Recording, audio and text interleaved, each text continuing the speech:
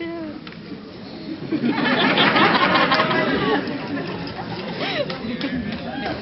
a beautiful day today. And you look beautiful. And I think it's safe to say, legitimate to say, that the sleeping giant of the Indigenous presence is now awake.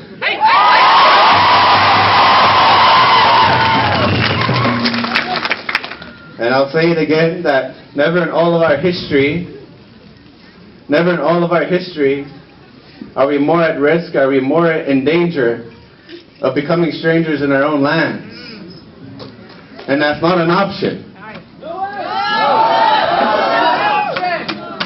And I think part of this is a great opportunity for us to really humble ourselves and begin to reevaluate who we are as Indigenous people, so that that original Indigenous consciousness that exists inside our DNA, that exists in us, can begin to rise and begin to come forward.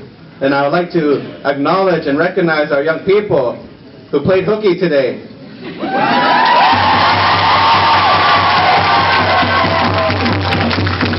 Because the reality is, it's our young people who are inheriting a responsibility. And it is a responsibility that involves following through in who we are as Indigenous people in relation to our treaties. I love the treaties, and I have a passion for speaking about the treaties. And it has to be acknowledged, I feel, that our treaties are what's protecting us. And that our old people prayed and sacrificed a lot, so much for us to have what we have. And you have to realize that treaty is more than just $5 a year. You have to realize that treaty is more than cheap gas or cheaper cigarettes. Tax-free cigarettes and gas isn't the treaty right. How many of you in here have status cards? How many of you in here have treaty cards? You're lying to me. Because none of you have treaty cards. You have status cards. Now you have to remember that this is what happened. Back in our day, our people, we used to have treaty cards. But what happened was Canada came up to us and said, you know what? We're going to upgrade your treaty cards. And they took our treaty cards and exchanged it for status cards. We need our treaty cards back.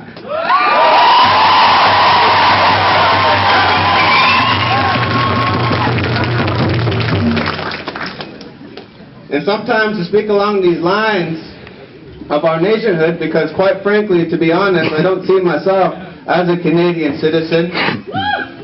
I see myself as Noé Hielpoat from Palmaker within Treaty 6 territory. And we are a nation within a nation. We are our own nation.